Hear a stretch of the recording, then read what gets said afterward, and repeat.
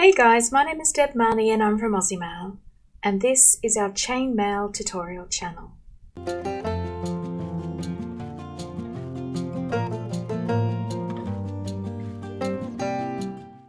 Hey guys, a big hi, hello, welcome, how are you? It's great to see you today. Thanks for popping in and spending some time with me. So today I've got a weave tutorial for you. I'll be showing you how to do the Fieldstone weave. Alright guys, let's just jump straight into it. Okay guys, so I've got some sample pieces made up for you today of the Fieldstone weave. So coming up here on the side of the screen will be the sizes that I used to make up these sample pieces. They'll also be listed down in the description tab that you can find down below this video. But to run through them quickly with you, this one over here is our 14 gauge AWG version, 1.6mm diameter wire. And the ring ID I used this time was 1/4 of an inch or 6.35 millimeters. The second one is our 16 gauge AWG 1.2mm diameter wire. Ring ID is 3/16 of an inch or 4.76 millimeters. The next one is 18 gauge AWG 1mm diameter wire. Ring ID of 5/32 of an inch or 3.97 millimeters. And finally, the 20 gauge AWG 0.8mm diameter wire, a ring ID of 1/8 of an inch or 3.18 millimeters. So if you've done either sweet pea or Meadow Persian, this weave will look very familiar to you. It is quite similar in its characteristics. So if you've done either of those weaves, hopefully this one won't be too difficult for you. But okay guys, let's get into it. Alright, so to start this up I need to make a small starting chain that is 2 bright aluminium, 2 anodized aluminium and 1 bright aluminium. So to do that I'm going to pop on 3 bright aluminium rings straight out of my bag onto an opened anodized ring. We need to close that up and double our anodized ring.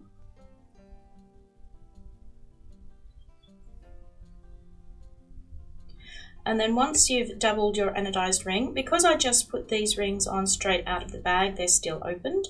So I'm going to go through now and close these up. But of course you can pre-close these rings before you start if that is your preference.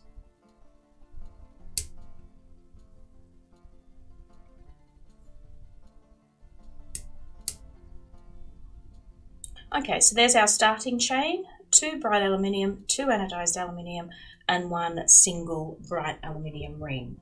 Okay, so at this stage I'm going to take up a twist tie and I'm going to put it through my pair of bright aluminium rings just to help me hold on to this as I start it. Okay, so what we're going to do next, we're going to take this single bright aluminium ring that we've got and we're going to take it backwards and slip it in between the first 2 bright aluminium rings. And we're going to then want to lock that in place by going through this here. So what we're doing is we're picking up all 3 bright aluminium rings while slipping in between the pair of anodized rings. So I'll see if I can get that a little bit closer for you and see if we can see that space a little bit better. So we're looking for the eye where all of these 3 bright aluminium rings overlap, which is this thing here, okay, this little section here.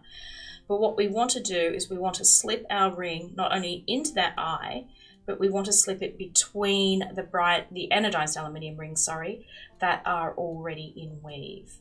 Okay, so it sounds a little tricky, but it's not too difficult.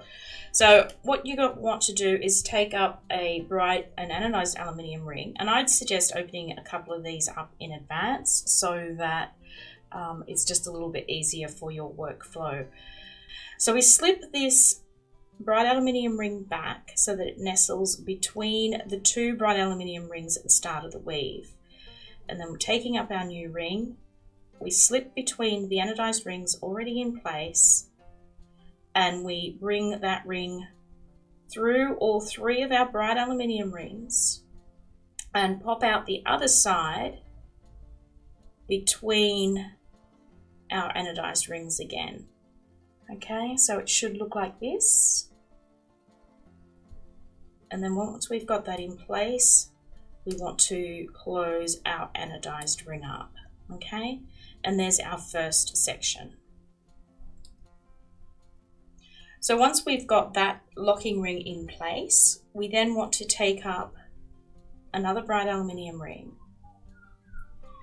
And we're going to feed this through our anodized ring that we just added. We're going to go on one side like that, okay? Close that up. And then we want to place another one on the other side of our weave. So we're placing 2 bright aluminium rings in total. Okay, so flip it over there to the other side and place that ring. Okay, so we've got our 2 bright aluminium rings coming off our piece.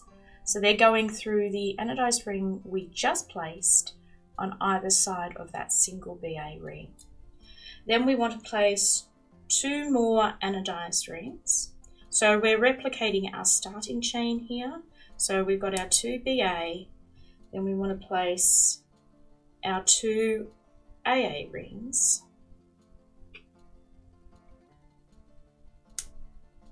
And then we want to finish this chain off with another BA ring. Okay, and you can see there is our starting chain again. So I'm just going to open up an anodized ring in advance.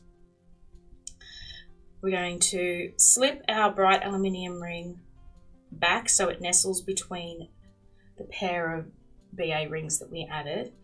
And then we're going to go through that eye where all of those 3 rings overlap while slipping it in between the 2 anodized rings, okay? So in that space just there, slipping it all the way through so it comes out the other side. And then we do that up. And that's it, guys. That's the basic weave. So just to do that once again to show you. So we now want to create our starting chain. So we put this through the single anodized ring that we just placed, okay? 1 on each side of that single bright aluminium ring.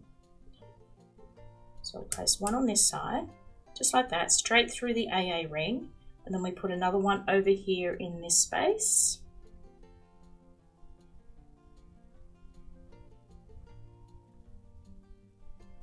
And then once we've got our 2 bright aluminium rings in place, we want to place 2 anodized rings.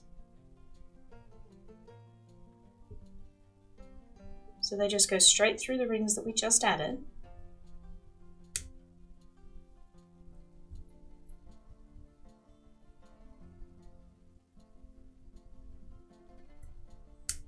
And then our final ring in our starting chain is 1 more bright aluminium ring. And that goes through both of the rings that we just added previously. So there's our beginning chain again, our 2 BA, our 2 AA, and our single BA ring. So I'm just going to open up a anodized ring in advance. And then holding your work like this so that the bright aluminium rings are lying flat towards you, you want to push your single bright aluminium ring back so that it nestles in between the 2 previous bright aluminium rings, okay? So it sits in between them. And then to lock it into place, and this is the tricky bit of the whole thing, we want to go through the eye that is formed by our 3 bright aluminium rings, and at the same time as doing that, we want to slip in between those 2 anodized rings that are in our piece. Okay, so we just go straight into there, okay, just like that, and bring it out carefully out the other side, okay? So we want to make sure when it comes out the other side that it is still between the 2 anodized rings and that we've picked up all 3 of our bright aluminium rings, okay, which we've done there, and then we close it up.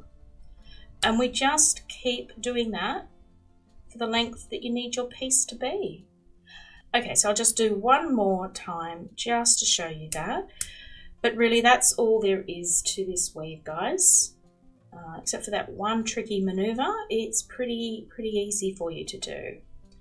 So we're adding our base chain again of 2 bright aluminium rings, 2 anodized rings, and 1 bright aluminium ring. And of course you can do this in whatever colour you want. You can make it all BA, you can make it several colours of AA. That is totally up to you guys. So there's our starting chain again, 2 BA, 2 AA, 1 BA, and I'm just going to take another anodized ring. I'm going to open this up now and just hold it in my pliers, and then I'm going to take my work so that the BA rings are flat facing towards me. Move that single BA ring backwards so that it nestles between the previous bright aluminium rings there in the weave, and then taking my opened anodized ring, I'm going to gently nestle apart the 2 AA rings and then feed my new ring all the way through that space there where the 3 bright aluminium rings overlap, through that eye as we call it, all the way through so it pops out the other side. It comes out the other side again, still between the anodized rings. And once we've got that coming out, we just close our ring and we're done. So there you go, guys. You just keep repeating those steps until you reach the length that you require and you'll have done Fieldstone. Alright my lovelies, well that's it. That's the video tutorial for today. I hope you enjoyed it and it was of benefit to you. If you did enjoy the video, don't forget to give it a thumbs up here on YouTube. Share the video if you like. If you're not a subscriber, you might want to consider doing that for us. That would help out our channel. Ruffle around in some of the other tutorials we've got here. There's plenty for you to look at. And last but not least, guys, don't forget to give our shop link up here in the corner a little bit of love and attention. That's where we sell the bits and bobs and thingamajigs you're going to need to whip up this weave and the many others. Alright guys, thanks once again for popping in and seeing me. It was really good to see you. I hope you are keeping safe and well, and I will catch up with you again sometime in the very near future. Bye!